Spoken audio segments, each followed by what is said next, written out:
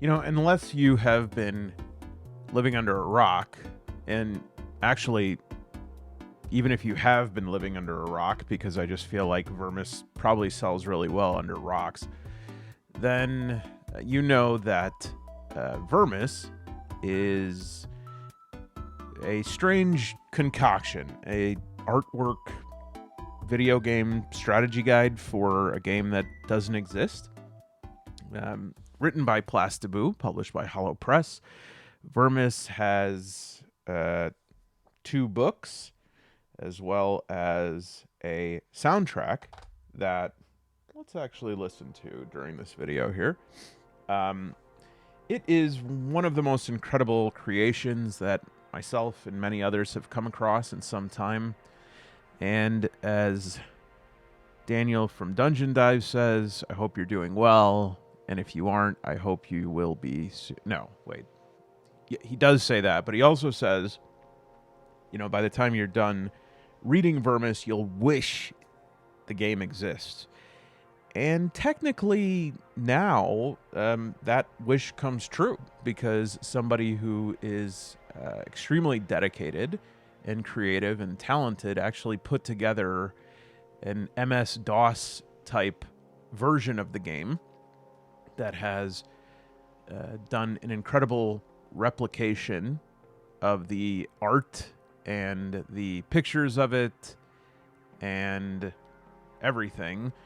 And you can play it. It's like the if you saw the video on Morkin sometime back, it's one of those games. I don't really love these type of games, but you have to admire the dedication just of transporting it. It's the games where you have to like type, go left, search room, etc.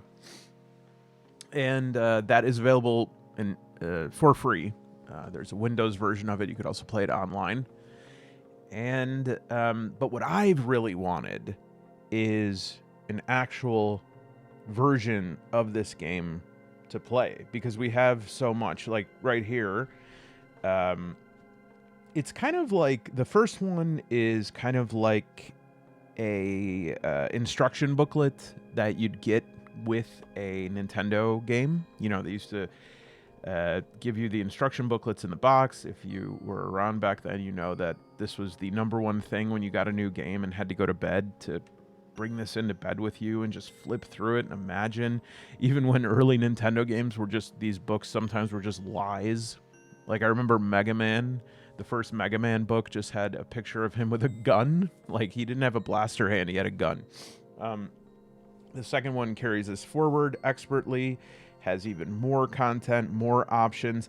And what's amazing about it is like everything in it is so specific, but so vague. Like I hate what I just said, but it's true. It's like it offers no explanation for itself, but you could tell like who wrote it has a very specific idea. In the reflection, a huge doorway leads to a long corridor looms over him. It stands a few steps behind him, stunned.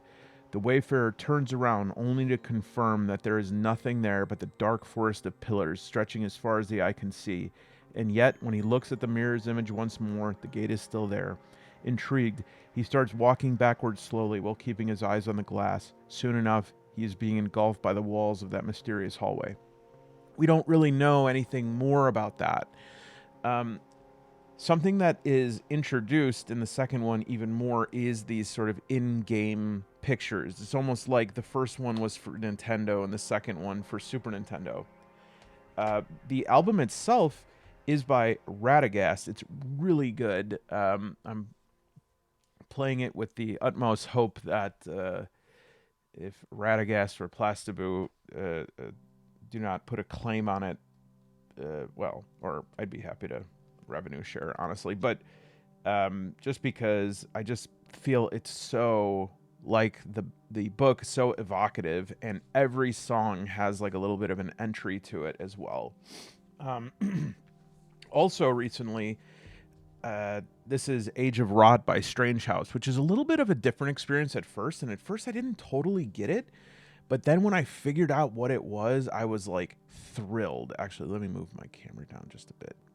So Whereas the first books are like instruction guides. That's what I thought Age of Rot was. I also appreciate the consistent misspelling of strength on every page as strength. This is by Hollow Press, but not by Plastiboo. Definitely inspired by that, but by Strange House. And one of these artists that can sort of warp the human form in ways that make something threatening that is not, you can't overtly tell why. So, like, this character, I don't, this is the kind of horror that gets to me, is the idea of if I like brush my teeth and then like walked into my room and there was this silhouette standing in the corner, I think I would find that, gosh, that is so awesome. As like threatening and intense as this dude is, I would rather like see this dude just so I could hear a scream and then everything fades to black than see this, because there is something threatening. Like, the humanity is there but wrong. And this sort of art is pervasive throughout the book. And then right here you realize, whereas Vermis is a game book, this is an actual experience of playing through the game. You're like playing through the game by proxy. And right here, like a first-person perspective of if you ever played Kingsfield for PlayStation. An early game that the graphics aren't that great, but there's like the emptiness of those games was really scary. Oh, look at this. How amazing is this picture? You know, guys, I know I'm being really emphatic when I say this, but I just like feel the need to say this so much. I love this hobby. I've had such a blast over the last few days. I've just been playing a lot of great games, and there's so many games that I really can't keep up with them on the main channel. So now there's never been a better time to become a member. Not only because you know, you're going to get the podcast, you're going to get the additional videos, you're going to get access to the Discord server, you're going to get the emojis, everything, the waffle badge.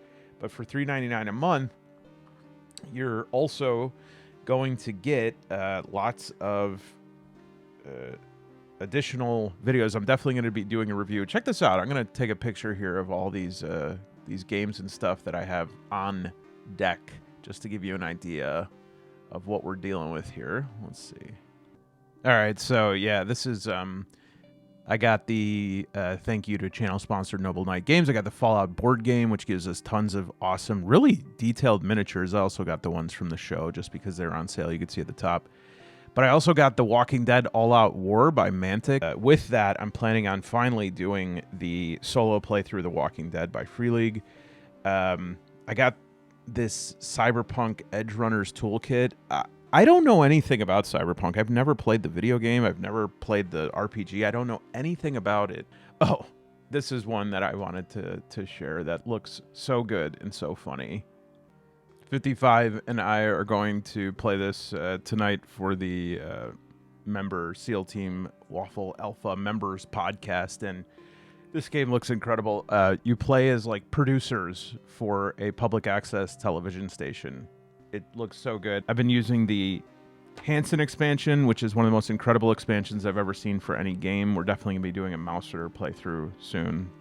As well as, yes, a game I'm fairly certain that BB will be enjoying, Apothecaria by Anna Blackwell Games, who does Rise, Delve, Umbra, really like their stuff. And so we have a lot on the horizon. Click that join button below. It's only $3.99 a month. And also, Dr. Love Wizard, a member, just sent the final version, final manifestation of the stamps of both. This is Jorma, the character I play in every game. I can now just stamp Jorma's portrait right onto there, as well as finally getting just right the seal of approval. And you know what? The Hansen expansion definitely has my seal of approval. This was the prototype stamp, so now we have the full stamp. Well, why do I bring this up? Well, because Dr. Love Wizard is such a perfectionist that even though these stamps were perfect when they were first sent, he just kept, tweaking, titrating the formula. So there are 3 or 4 extra ones that I'm going to be giving out to members on the Discord server this month for fulfilling various tasks from me. We can't wait to see you there. It is such an awesome community. No need to be shy. Everyone there is so cool and so welcoming. Oh, I also got this. You ever get one of these things that when you open it and then take the pieces out and put them back in exactly as they were, you then can't fit it back in? This is like a little mini card game, but it has dice and this little standee. I cannot fit these cards and this standee back into cassette dungeons, but I am definitely a cassette head. I love dungeon synth, as we are listening to right now. And normally we would be listening to this on the actual tape, but in order for the tape to be heard, a cassette to be heard on camera, it needs to be quite loud, which is hard for me to then hear. Okay. So, as the title of this video mentions, I have a sort of little secret. It's a system that I pull out whenever I just want to play, whenever I want to dive into a fictional world, and I'm not worried about balance, and I'm not worried about, tons of options, and I'm not worried about, having this, perfectly crafted system. I mean, when we need that, there's plenty of systems we can call in. We can call in Scarlet Heroes, we can call in Mythic, we can call in Vox Profunda, might I say. We can call in Flint by Man Alone, links below. There's lots of options, but when we just want to play, there is one system that rules them all. I think of it as my Swiss Army knife, and that, of course, is Burning Wheel. No, just kidding. Tunnel Goons by Nate Treem, an analog adventure game for nice people.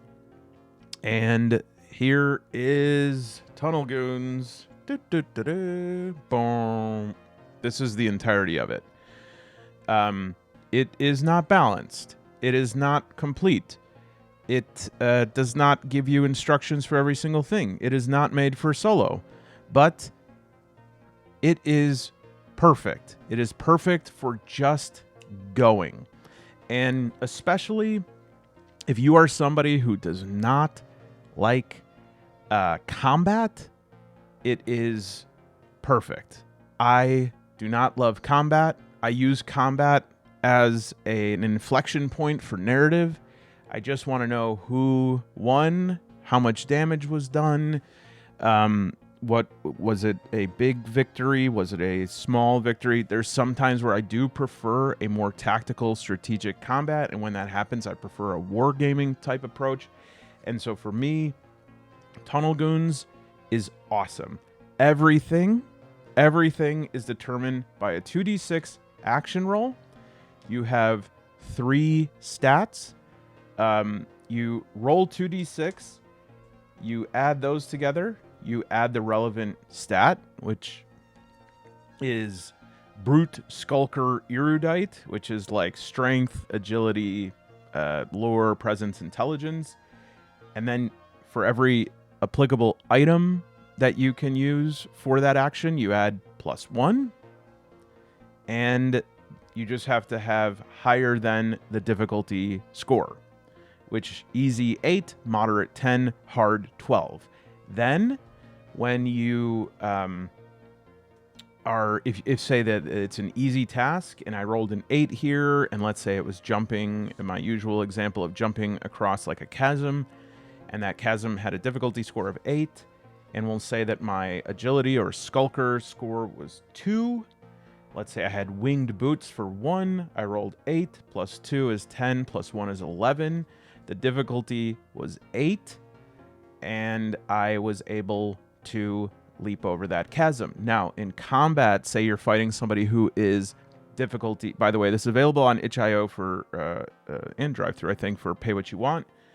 Say I'm fighting an enemy who is an easy enemy, difficulty 8, and I roll 8 plus 2 plus 1 of whatever stats and items. I then have done 3 damage because I rolled an 11 total roll, and the difficulty was 8. 11 minus 8 equals 3. And for an NPC, all enemies are NPCs. All NPCs are, well, no, wait, all NPCs can be enemies. Their difficulty score is then reduced by 3. Okay, so it's like, now, give me a little NPC. Oh, Marvin. The new ant on my desk is Marvin. That's fine. I'm recording. So their difficulty score was 8. I hit them for 3. Their difficulty score is now 5. Did you think of a bunch of problems with that? A bunch of situations where that won't work? Yeah, but you know what? When that happens, you just switch it up, because Tunnel Goons is all about diving into a story you want to dive into. And full disclosure at this point, I didn't want to say this because usually I like to say these things when the thing is ready, but Tunnel Goons has actually was the basis for one of my side projects that is nearing completion, The Outer Darkness, based on a favorite quote of mine by Saint Ephrem of Syria. And it is the Tunnel Goons system, and I've just added some additional pieces to it to add in, like armor and shield effects, magic, depletion of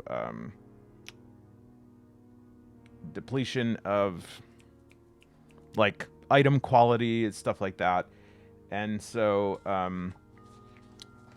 I also have been creating the tables for something like Vermis. It will definitely work for Vermis. We'll use it today. But also based on an amazing book that I cannot recommend enough by Mitchell Luthi, Pilgrim. I know it looks daunting, but if you're into medieval cosmic horror, His Black Tongue is short stories. Maybe if you read this, if you like this, definitely pick this up. There's a cosmic horror Arthurian table in here.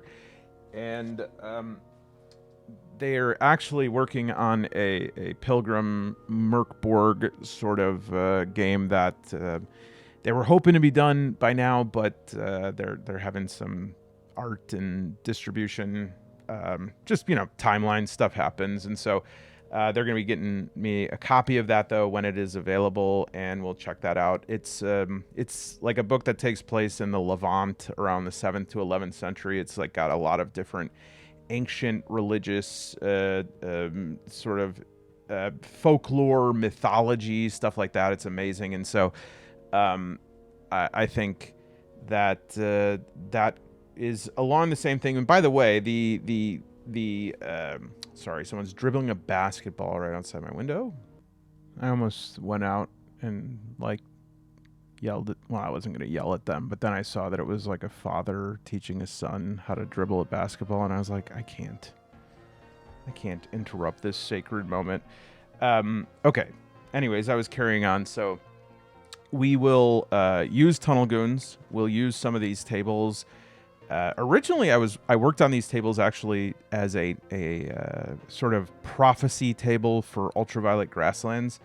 But as I got into it more, I think my mind, if you've ever written out a big table of different ideas, it is a weird way of sort of mindless doodling that gets you to some other place. You start seeing what's on your subconscious mind. And so by the time I was done with it, I was like, yeah, this will probably work for UVG, but I think it is more of a medieval horror type thing. But what I was going to say is if you are an artist that really wants to make their way in to the profession, you could do a lot worse than writing in one of these genres, which are lore game books like Vermis or medieval cosmic horror, because total in both genres there are about 12 books. And so it's kind of like being a long snapper or throwing a knuckleball in baseball. There's, anyways. All right, so let's talk about how we're going to set this up. So before we start, I just want to call to mind the wisdom of the founder of our hobby. And I actually had the privilege, the pleasure of meeting with him several times before he passed. Now, he's a very private person. He didn't want any pictures taken, but last time I was able to do a quick sketch of Remulon O'Keefe, the first solo role player. Just an amazing person who, is presumed dead. I say that I called him about a half hour ago. He didn't pick up. So at this point, I'm just going to say presumed dead. But such wisdom every time I pursue him. I'm just reminded of, this hobby was built on just such brilliance, such insight. And this, before we start, it just calls to mind this one quote he said. I said, Remulon, what is the what is the key to solo play? And he said, solo play means you can say things. I think he said this, but it's something like solo play means you can say things like "Get back, stay away from me, you bastard." Can't you see they're coming? They will come for us all and drain us to ash. And I thought about what he meant by that for so long. And I think it was kind of two meanings, because on one hand, I think he was talking about like all these Kickstarters and stuff. They will drain us to ash. But also, I think he was sort of talking about how we really have to have an eager, chop it at the bit sort of approach to the way that we inhabit the environments, the scenarios that we create. And games like Vermis really make that easy because they are just so evocative, so imaginative. They really, they're the kind of images that, like, it makes it easy to see the room around this person. Even though it's just like gray, we can see the cathedral that this person is in. And so really a reminder that if all we have is this, it's enough as long as we are plugged in to the game. And if we're not plugged into the game, then we're going to need a whole bunch of stuff. We're going to need hundreds of pages of stuff. But if we are there, if we're in the scenario, if we're seeing through those eyes, if we almost have like a first person perspective of, the game that we are playing, then we don't have to have a bunch of tables and charts and rules and stuff like that. So, Remulon, you will be missed unless he might have just not picked up his phone. I also don't really know his number, so I whoever it was that I called, it might not be him.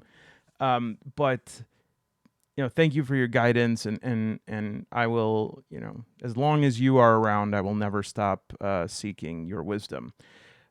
So we're gonna get started from the top with character creation using pretty much the Tunnel Goons system, a little bit modified. Really, the most important thing about being a person who uses Tunnel Goons is called a Tunnel Goonyon. The most important thing about being a Tunnel Goonyon is that you got to start off on the right foot. You got to know who you are. And of course, that's never been easier than with my Jorma stamp. So I just took one of the character archetypes, lost Old Glory, did a quick sketch right here. And then I'm just going to add the Jorma stamp to this, just to make sure that we are always playing as Jorma. This is one of the best ways to... One second. This is one of the best ways to take care of some of the mental load, is to, in character creation, you just got to know who this person is. And I think this is the right size for that. Oh, perfect. So This is the Lost Old Glory archetype, and let's see how we can place this into Tunnel Goons. So Tunnel Goons has 3 stats, and they're a bit, I'd say, odd. Brute, Skulker, Erudite, and right here we can sort of match Brute, Strength, Intelligence is Erudite. We could say Will is Skulker, but that's really Agility. And so I think we'll just sort of add together the Will and Faith. Yeah, we'll give that about a 3. But really, the loadout for Tunnel Goons should not even be that much. So let's just go through this.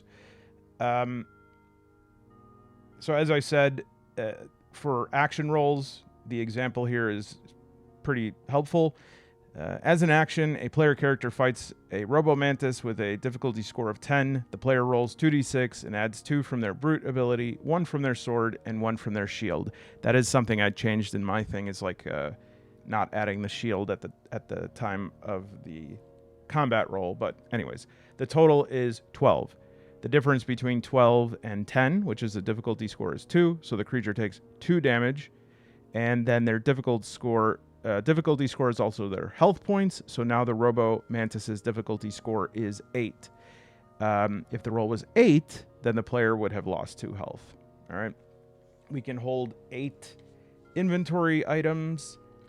That is our inventory score to start the game. And level up every 2 game sessions, regain lost health points by spending the night in a safe spot. We named our character. Health points start at 10. So we have 10 out of 10. And we are on level 1. And we are Jormud. Roll a d6 on the character tables to determine starting ability scores and gear. Additionally, each character starts with 2 rations, a cloak of their color choice, and an item of their choice pending referee approval. Now, I actually think that the system in the original Tunnel Goons was better for this. Also, a cloak does not seem to have any mechanical function, and that's okay. What I do for Tunnel Goons when I use it is I make it so that the cloak is a nice starting item. Basically, it can be sacrificed once to negate damage. So I like that early game. It's a good thing because if you get like a really crushing blow that will end your session really quick, you kind of get one sort of get out of jail free. And I just think of it as like using the cloak to throw in the enemy's face, or to, they slash through and it looks like they hit you, but it was just because your cloak was sort of flowing. But that's, so it gets 1 damage negation and then it's gone. And so I'm just going to divide up the inventory here. And then I'm going to show you the first edition of Tunnel Goons, which again, I think is a little bit better as far as the items go. So this was the original. I do like from the most recent update, which I think is 1.2, that it has kind of like a, what do you call this? A life path, little mini life path here where you do childhood, profession, and during the war. But the items are distributed that way. And I just felt like when I used this one where you could choose 3 items, it was more certain that I was going to get at least a weapon. Whereas here, I felt like, and I could be wrong, but like I played last time and I got a water skin, rose incense, and what was it? A mirror. And so I had to be like, okay, I have a shard of mirror. But with this, let's just see how it shakes out, and we can sort of make an adjustment if we need to, in terms of both fitting the the Lost Old Glory archetype here. This says, trapped in their memories, not able to process the past. The old glory wanders through the dark woods and forgotten villages trying to find a purpose in life. They start with a broken badge, a symbol of pride and the reminder of the past, and a witch tongue. Once separated from the witch, it can determine a nearby evil presence by vibrating. And then there's sort of like this evil good ranking on the bottom of these. And again, like a lot of things, it's unclear. So, like, this is a wandering angel. I would think that this would mean that, like, it's more balanced towards good, but I'm not actually certain because it's like, does the more white mean more good, or does like the midpoint moving that way? Not sure.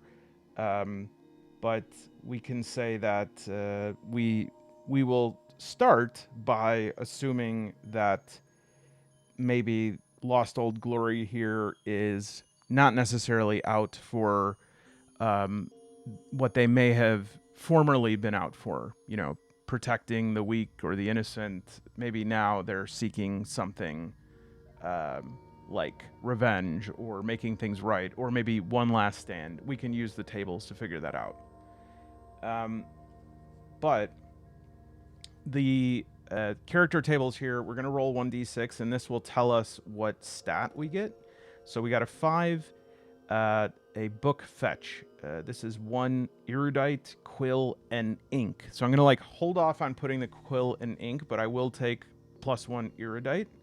And then former profession, 2 botany priest, 1 erudite, rose incense. Yeah, see, this is the same thing as before. So, and then 5 gather. This is unbelievable. A mirror. Because during the war, I gathered intel.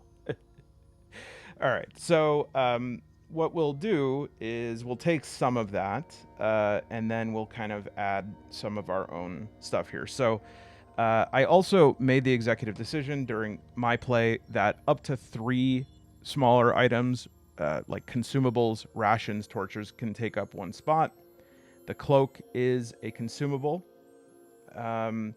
And then as far as the quill and ink, the rose incense, and the mirror, from there, I'm not sure what I will take, but I also think it's probably good to add like a little memento kind of thing. I like when games do this. They have a memento that could be a source of comfort, can help you with a check, could help you with healing or taking a short rest. It can also maybe... What I love about having a memento in games is like you come to these moments where you're like, oh no, we're screwed. And then you're like, wait a minute, I have a witch's tongue. I think the witch's tongue is too useful to be a memento, so I'm going to use that as in an item slot, and we'll say that that has 1, 2, or 3 uses that we can use to detect enemies nearby. And then for the memento, we'll put that old badge, because that, I think, is meaningful for a character who is named, you know, Lost Old Glory. Let me make a quick old badge here. All right, so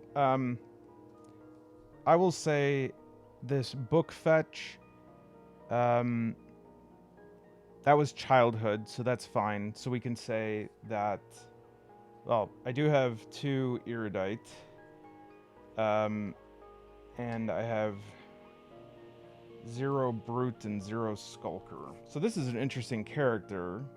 Maybe more wisdom in older age than ability.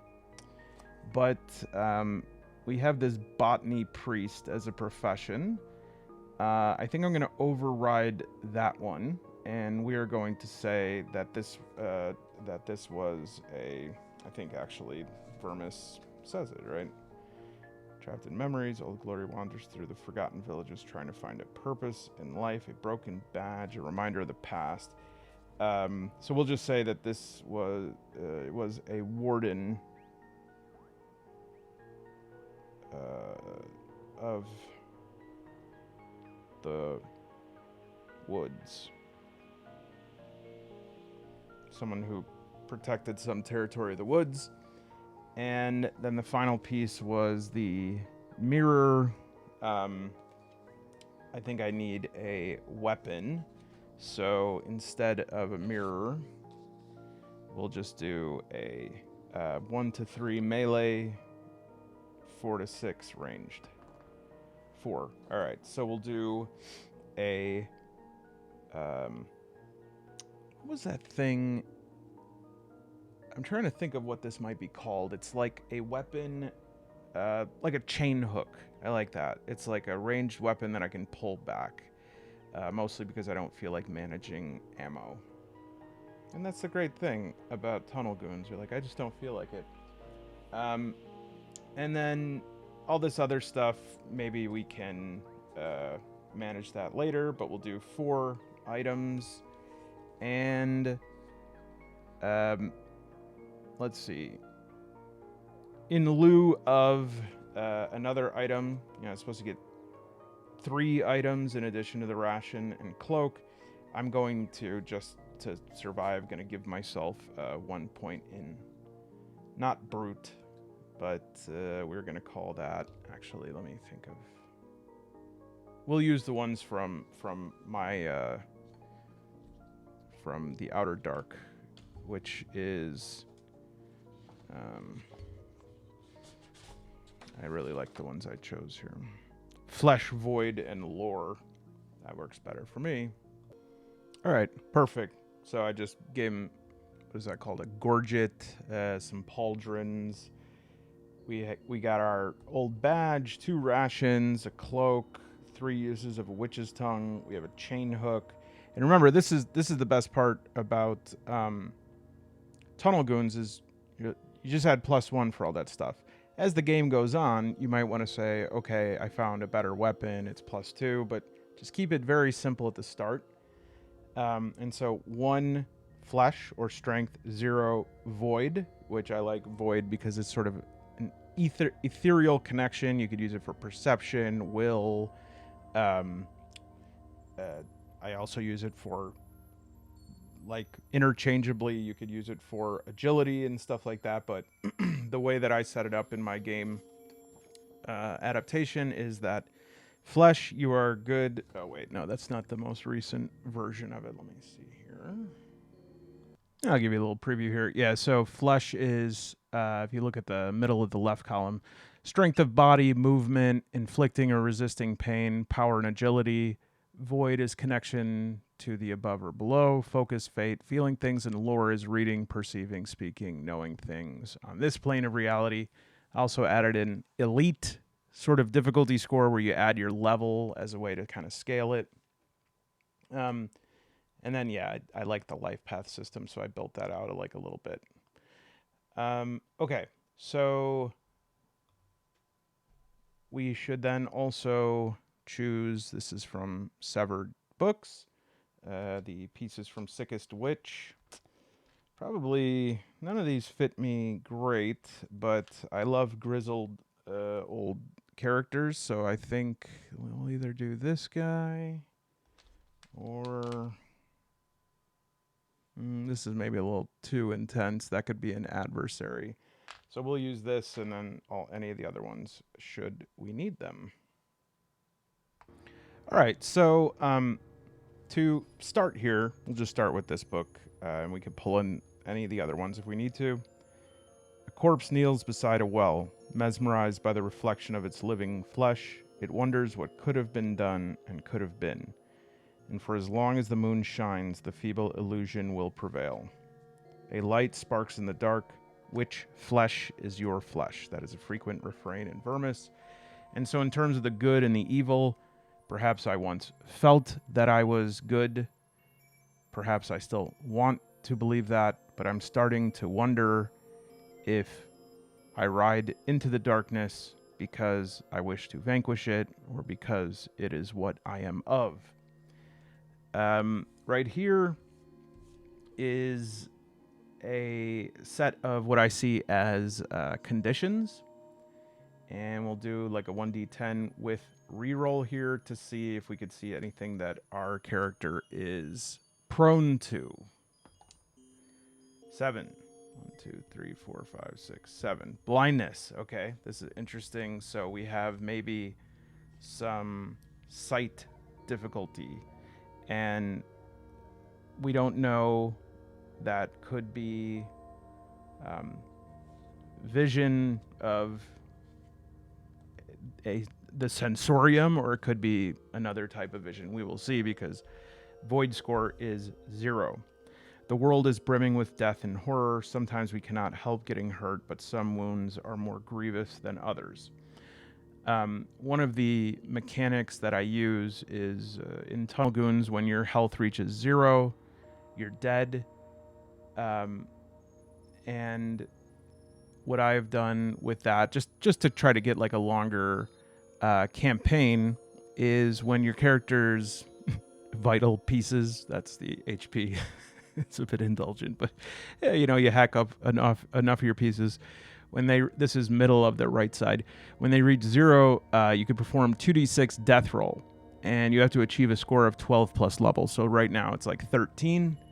Okay, so that's a pretty unlikely score. You could do it once per combat. And you can add to your roll +1 for one thing of each category. You can give up enough items, whatever seems fair, like it should sort of hurt.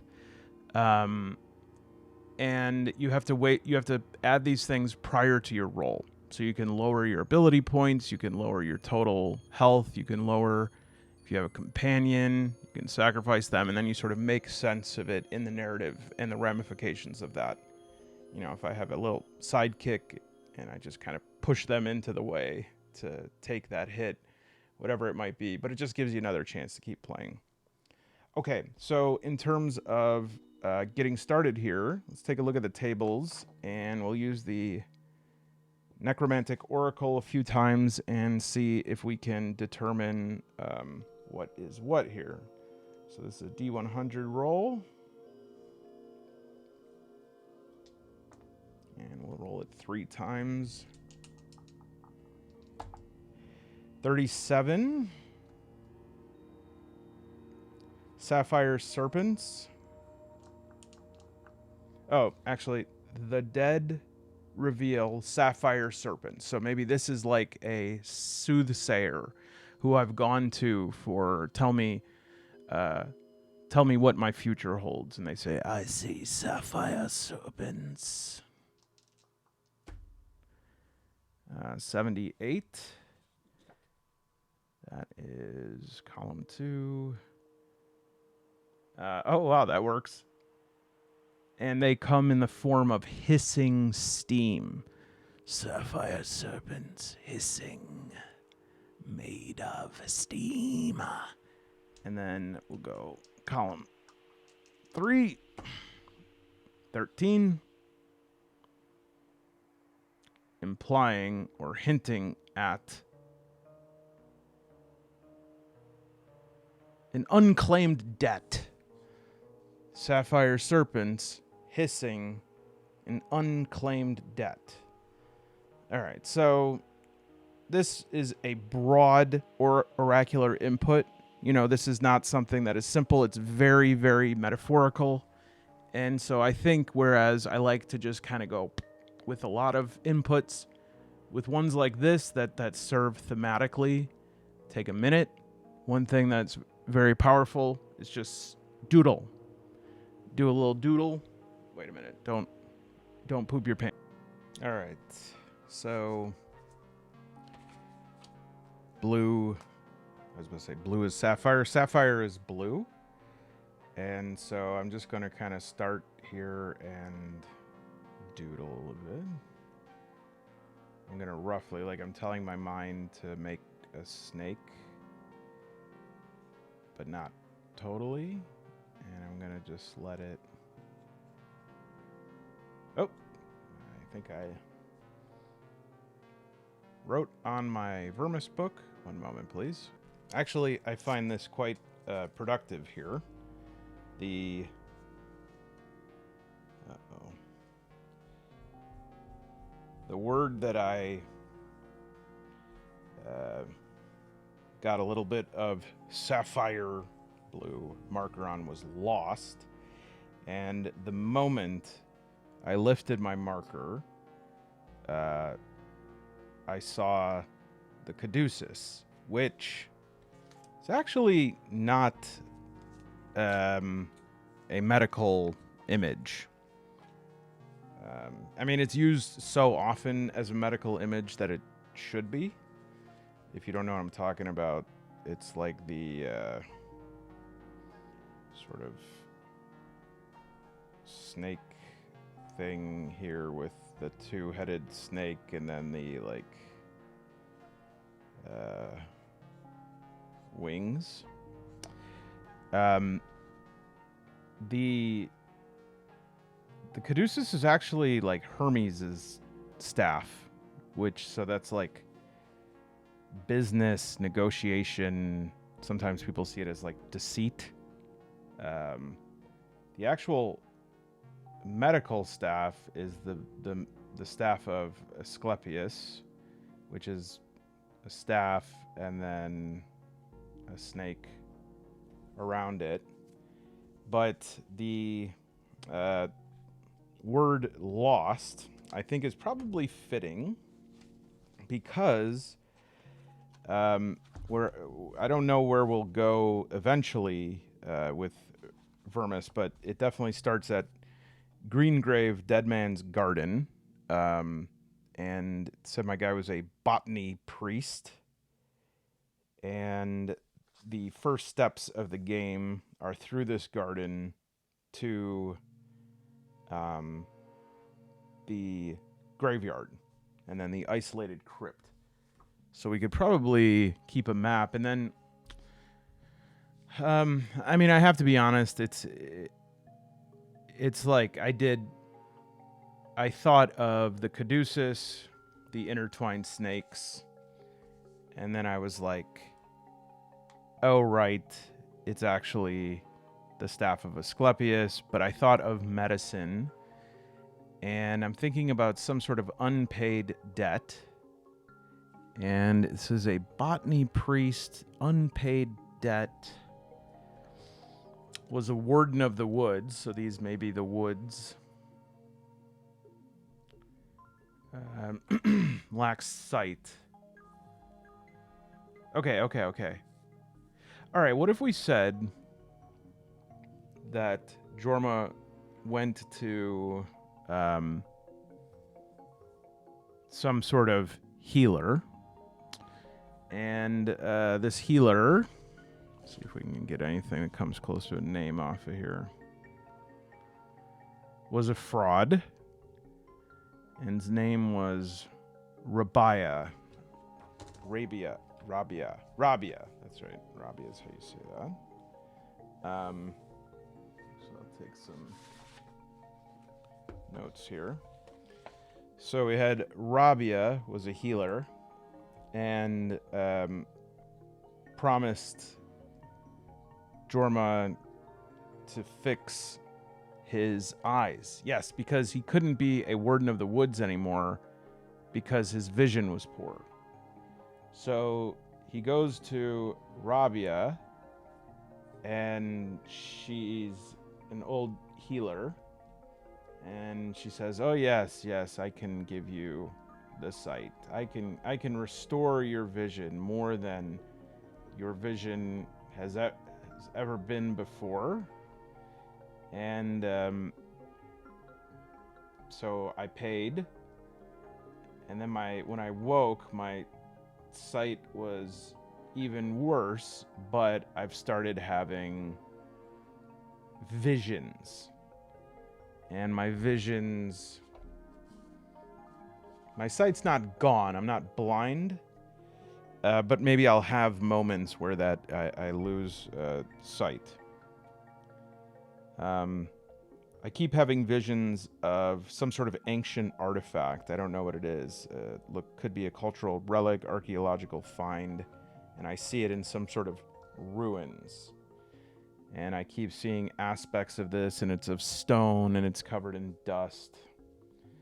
and it's some sort of artifact, and it's giving me sort of like a trauma response. I'm having flashbacks to this as if I've seen it before. It feels so vivid. I'm waking up in the middle of the night, and I, of course, can't find this Rabia, and apparently they're saying that, um, let's see, what is beyond the graveyard here? Maybe the Lonely Knight knows where Rabia can be found. And so I'm just sort of trying to fill in here. I got Rabia and her mysterious cloak, and putting powders or maybe using scissors on my eyes.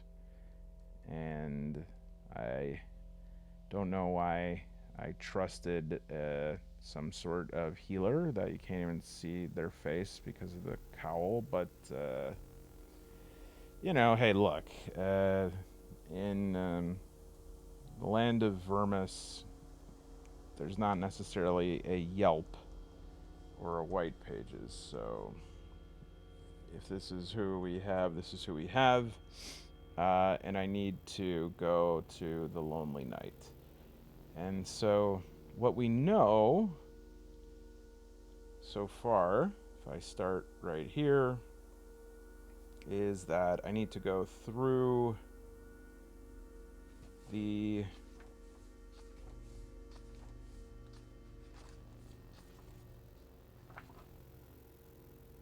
Dead Man's Garden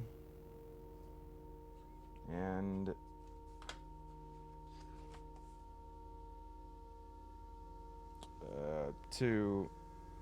I'm just embarking on the path to the graveyard in the Dead Man's Garden, and that's sort of my first, I guess you could say, waypoint here is the path to the graveyard. And so I'm just going to make this little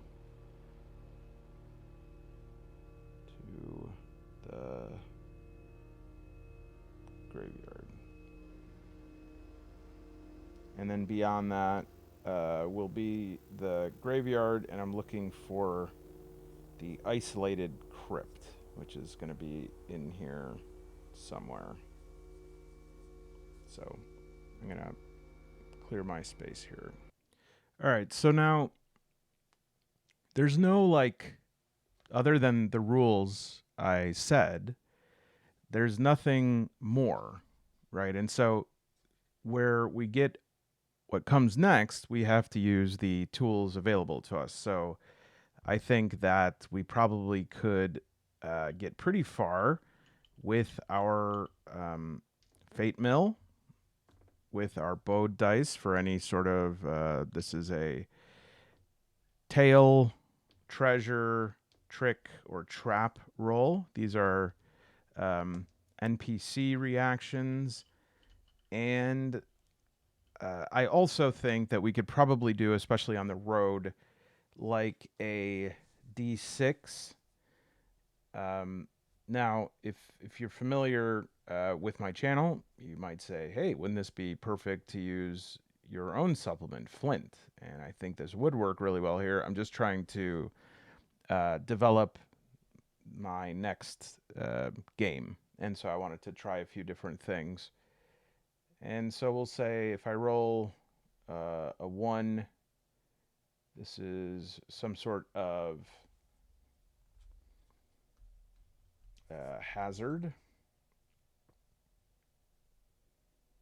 potential hazard. 2 might be resource.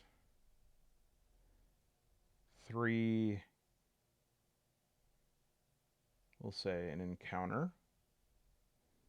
We don't know, good or bad. 4, structure. Could be shelter, could be a ruin. 5,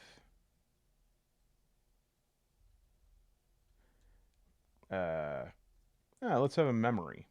We'll have a memory of something that happened before, a memory or a vision. Maybe one of these sort of visions come and we can fill in more about what is going on with the artifact. And then if we roll a 6, maybe we'll say we roll the bowed dice to see what we get then.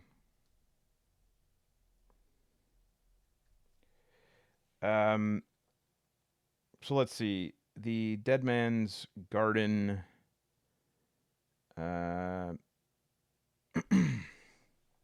How many, like, events are from here to that garden? 3.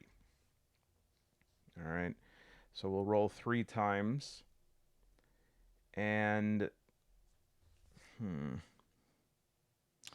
we probably want to set some sort of clock. Maybe we'll say there's a... Not quite sure what clocks to set yet here. I'm worried about putting in too many mechanics all at once. So why don't I just draw up some clocks and then we'll...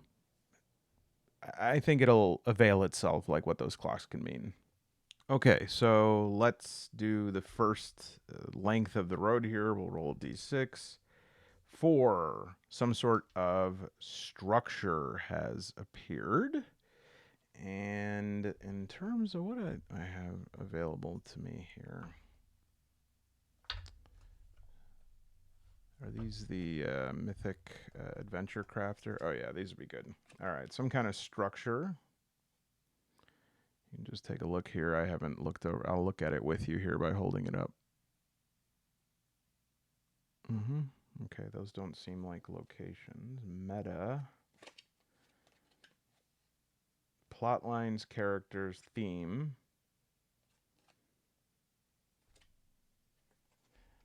I've never really used these other than just sort of offhand. I wonder, do all of them have the same type of information, or is there some that might have sole survivor, conclusion, protector, stuck, powers over others, character downgrade, servant, elegant?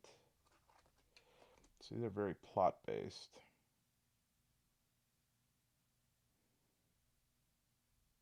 Okay, let's... those are actually good for, like, events, but I'm looking for something. I'm looking for something a little more concrete here. And we could obviously go to the book, and we also need some music here. All right, clicking and clacking. That's the first thing I saw, and so immediately I'm thinking of, like, one of those... water wheels that is used for hydroelectric energy next to a farmhouse. Is the wheel turning? No, but it's not completely ruined. Is there anyone that I can see around the structure? No, and in fact, you can see the doors to the barn, I guess, are open, and you could see straight through. There is no one in any sight, and you can't hear anyone either. So let me do a... I'm trying to decide if lore for me, if it'd be lore or void. Yeah, I think it'll be void, which I have a 0 for, and we'll call it a 10. I'll roll 2d6 here. I don't have any items, or anything. Witch's tongue. Oh, well, the witch's tongue could tell me if there's any danger around. So I guess that would just be like an auto thing here.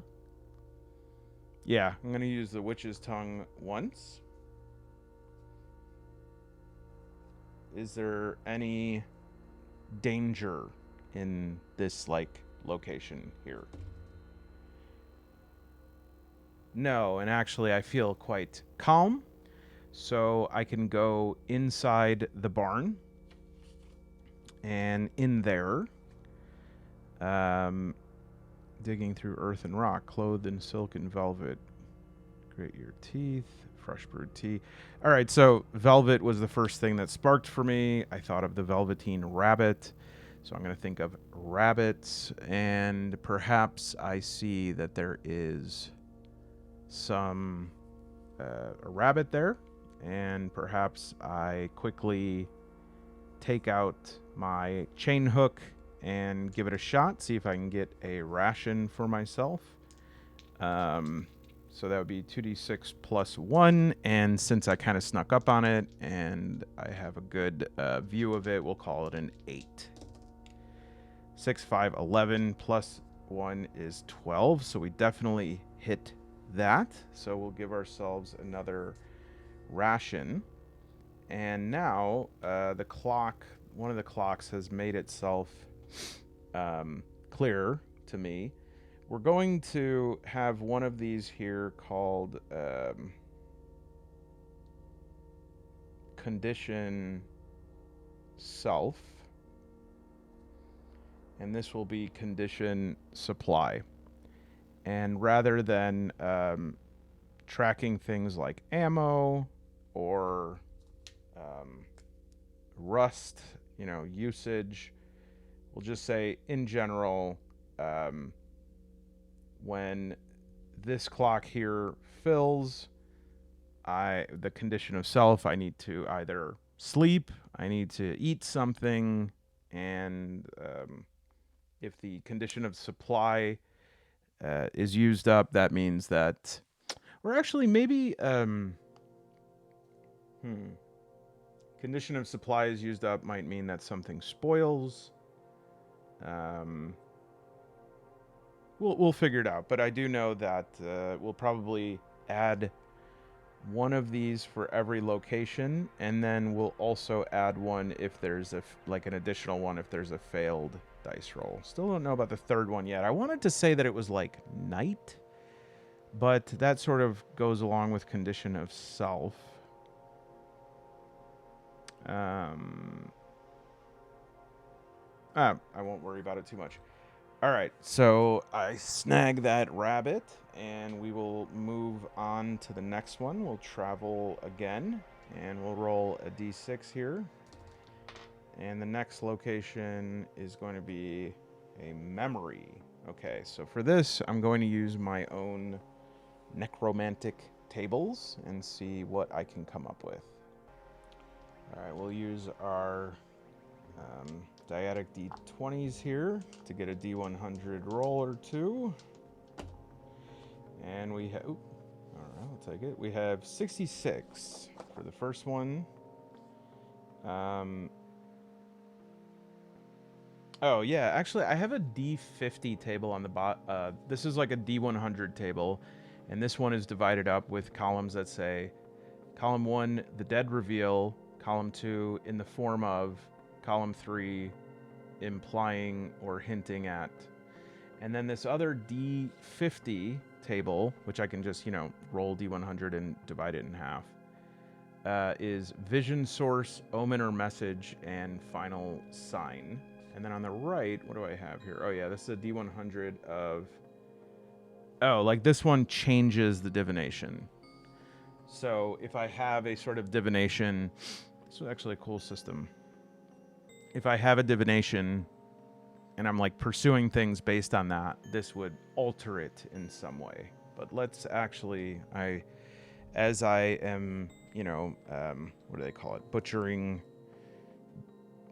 the hare, the rabbit, I suddenly am broadsided by, all right, 40, so 20. A bell that rings on its own. So suddenly I hear boom, a ring somewhere in the distance. Not sure if the sound is from within my head or from actually some sort of bell around. 80, so that would be 40. And the omen or message is that the stars have changed. Okay. 38, so that would be 15 plus 19. something shifts suddenly in my peripheral vision. Is this referring, is this thing that's shifting a person? Or, something that looks like a person at least? No, but it does, it is living. Okay. So it's some sort, well, it's either living or animated. So it could be some sort of animal, some sort of moving plant. Glass clinking, plants growing rapidly. Okay, so there seems to be some sort of plant, and this makes sense because I was a botany priest. I'm moving through this path to the graveyard that's in Greengrave, the dead man's garden, which I think this is very on brand here. And let's read a little bit here and see if anything comes up. The capital's outskirts, Greengrave, also called the Dead Man's Garden. The remains of Gervek the Great have grown alongside the mountains and now remain as one of the relics of the old world. It is considered sacred terrain by many. It is said that those who live in Greengrave live longer due to the relic's influence. The capital is consumed by chaos, in a constant war headed by fools and liars blinded by the shining of their own crowns. Faith, blood, gold. Each one thinks their cause is rightful. They think each sacrifice brings them closer to the death of their enemies. So right there, that is a triad. I'm going to list that as a D3, faith, blood, gold. That could be something that, we'll say 1 to 2, faith. Just instinctually, I feel like this could be a way to discern meaning or figure out a faction, or even what I am motivated in some sort of moment. However far your journey is from the rage of those with power, it begins in the depths of Greengrave's forest. The first steps, path to the graveyard. So actually I started in an isolated crypt, it looks like. Once you wake up, you find yourself in a small crypt in the middle of the forest. It's cold and damp, but feels somehow comfortable. So that's where I started, and that's where I'm walking towards. Well, see, I had it backwards, but that's okay. In fact, let's just see what this says here, and because I think I could probably invert this. House of Grey, House of Cold, House of 1,000 Doors, House of Many, House of None, House of Those No Longer Home, by E.R. You might encounter the following monstrosities: Crazy Bones, Mad Bones, Talking Skull, Insane Bones, Witch Head, Shadow Figure, Bone Keeper, Ghost Mother with Newborn, Mud Man, Bone Snake, Living Grave, Lonely Night. This is a D12. And it says a witch head is defenseless without her tongue. I happen to have that tongue. Okay, so we'll roll D12 here. And we actually need a D12 because 2D6 won't allow me to get a result of 1. 3. A talking skull. Okay. So this does not necessarily mean that this thing is hostile. And let's see what this talking skull wants by using our Newell dice. All right, we have a 6 and a 6 heart and 1 skull. Let's bring up the Newell reference. Where's my Newell reference? Somewhere around here. Right. Oh no, this is the bode. No. All right, so it was heart skull. Yep, heart skull.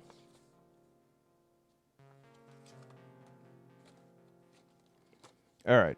The creature might seem friendly, but may lash out. The creature will kill for friends or aggressively protect those they care about. All right. And so it says, do you intend to bring violence to this place? And every time it talks, I see like a little bit of a glow. And just because I am that kind of person, I need to think about just a sketch a little bit what this fellow might look like here. So, see if there's a good Vermis skull example. Page 3. And I say, no, I intend to bring no violence. At least not upon this place. This place is all I have. I say, did you live here? Were you the one who owned this farm? No, but I served those who owned. I said, you served those who own, and you are doomed to remain here even in death? I choose to remain. I say, why would one choose to remain in servitude? And says, they were kind. They let me live my own life. But the children grew old while I served. I loved them.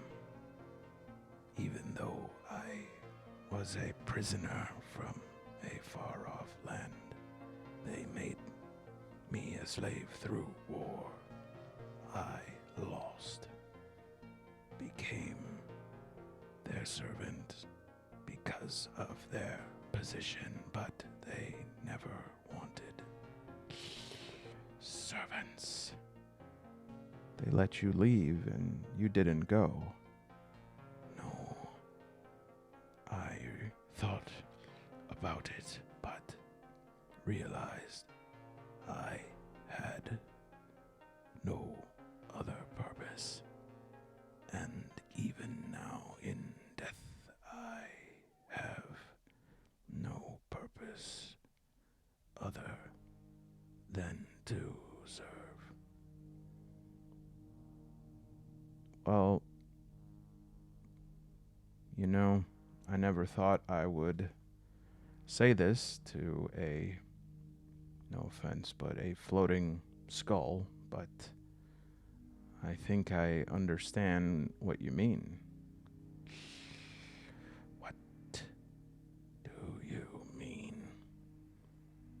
I used to be the warden of these woods. Well, not these right here. My place was on the other side of the graveyard. In fact, I've never been here, but I know these woods. I know their pattern. I know their way, and, well, you know, the way that you loved the children you served even as they grew old. I love these woods even as they grew dark and cold. And I thought if I didn't make trouble, they would let me stay in my role. But you were made to leave anyway. Yes, but there's more. I lost someone, and I lost the ability to see them. You cannot see with your eyes. No, I can.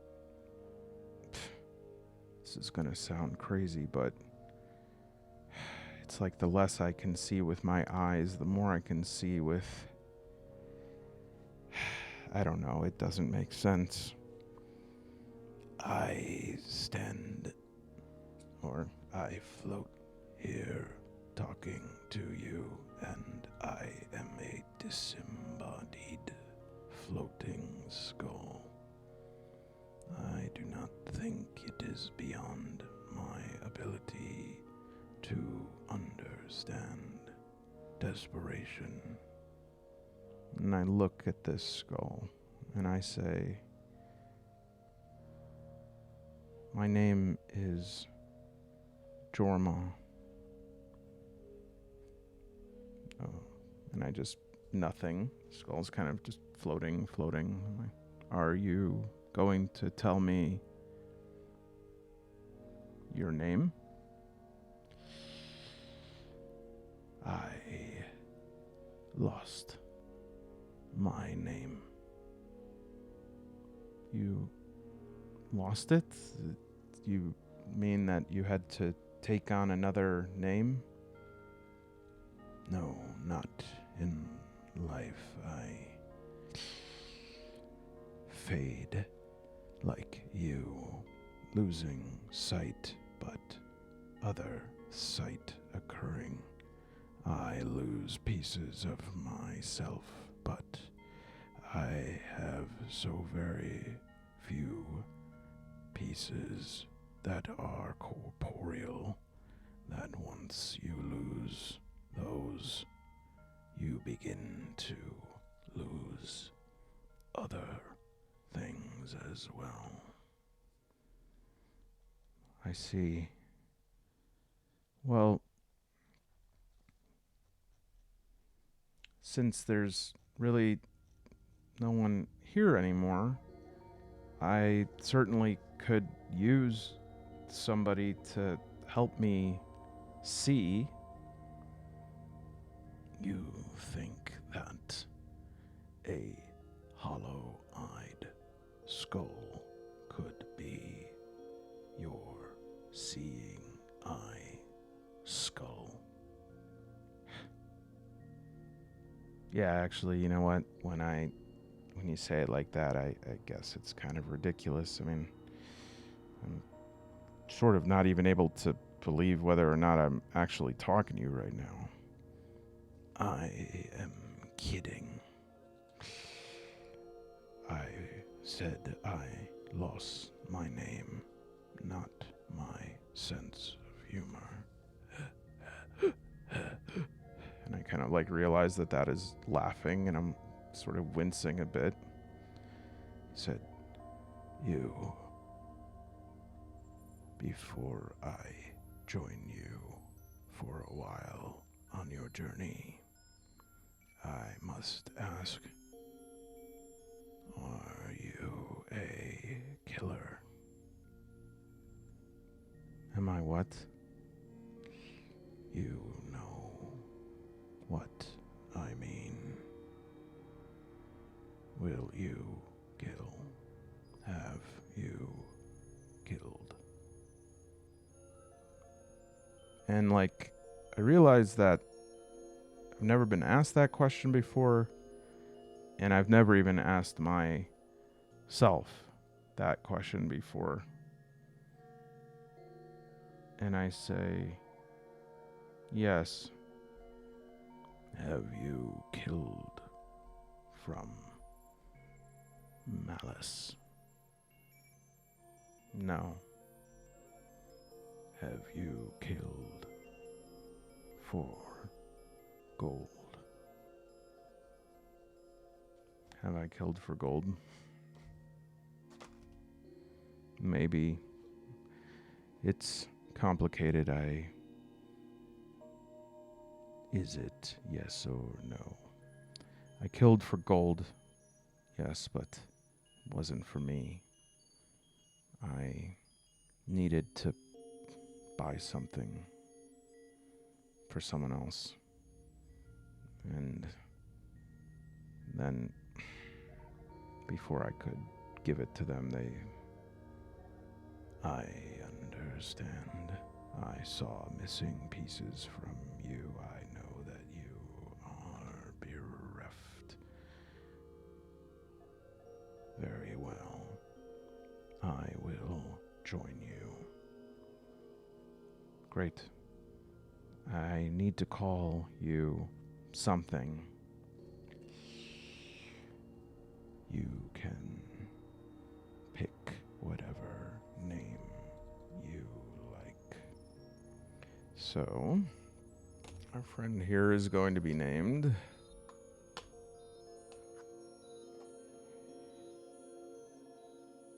Lockwood. Ooh, I like that name. So this is... call this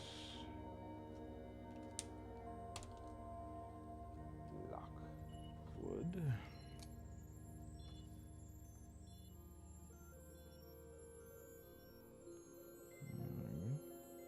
I'm trying to figure out how I could do companions here. It's not like I can really do a backstory or anything, but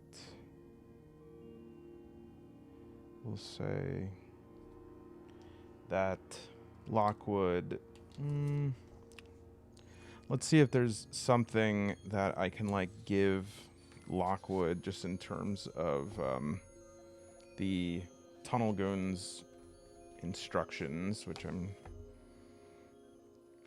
You know, I'll make sure to check all the pages, but I don't think it has anything on companions. But maybe we can give him, like, some sort of skill. And this is where I also want to introduce an idea, I guess. I feel suddenly confident to do so.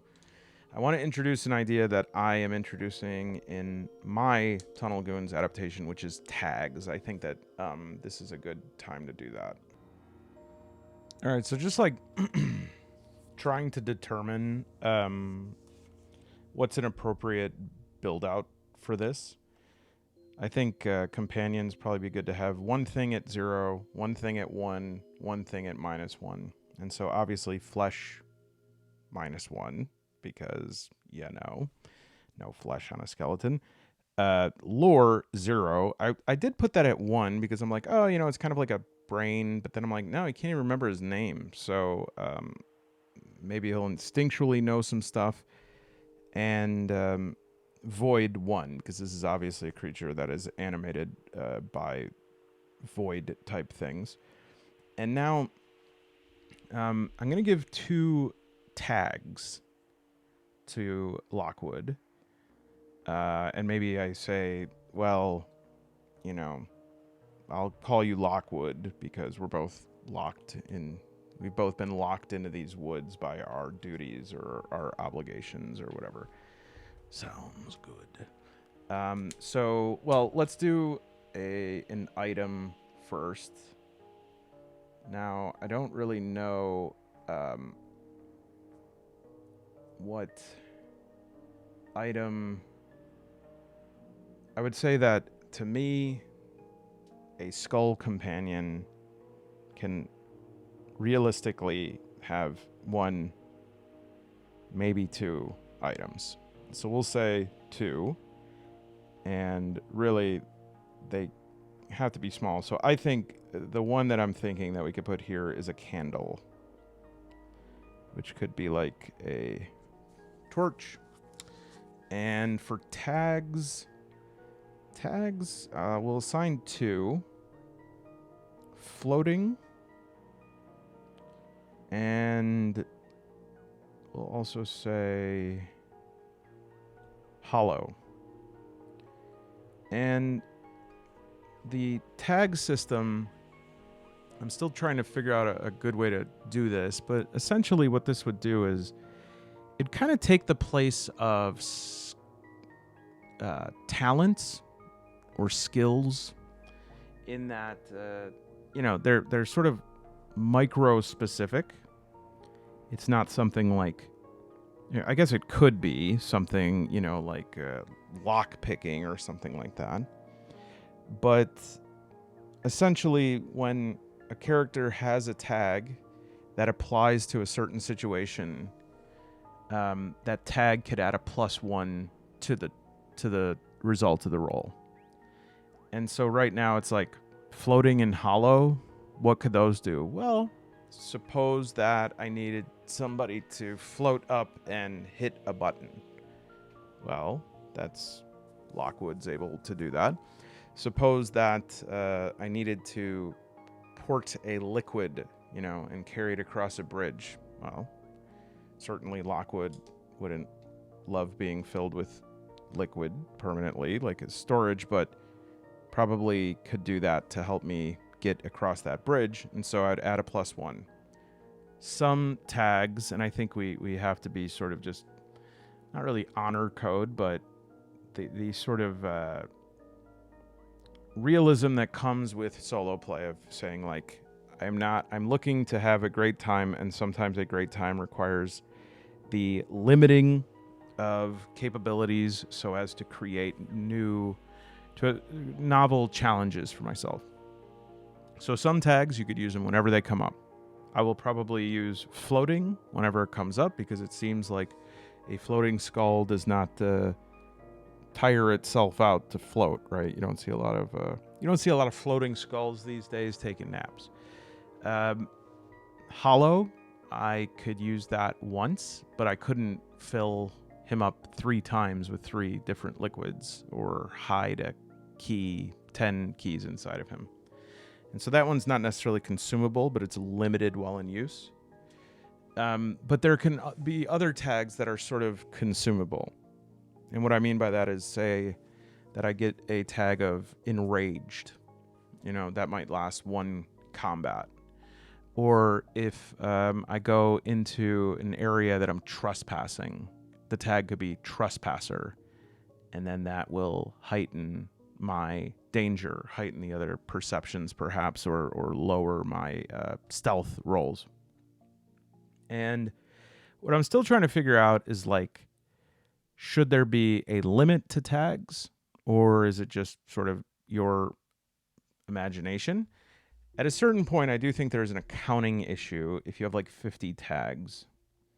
But there's also something that I keep thinking about, which is having like this tag repository where every time you get a tag, you just add it, and you do it in this like sort of collage style throughout your game, and it almost becomes like a web of different concepts that you can string together to see the sort of meta themes of a game. And it's also a really underused oracle, which is just like sort of the passive gaze of, just letting your eyes drift, seeing what causes that spark. All right, so it's getting up in time there. So let me know what you think about this. If you like this system, I'm going to obviously keep working on Outer Darkness. See if there's any interest in that. And actually, I would like to play Vermis a little bit more. I know that we didn't get too far, but I'll try to actually make a part 2 of this video pretty quickly if I can, just because I want to get to more of the actual play. But I definitely like the direction that it's going in. Hope you do too. And I just want to say to all my channel members, and all of them, I'm doing the new outro thing here, and I'm worried that it's going to be very loud. So just turn down your volume just a little bit. 3, 2, 1. Best of luck.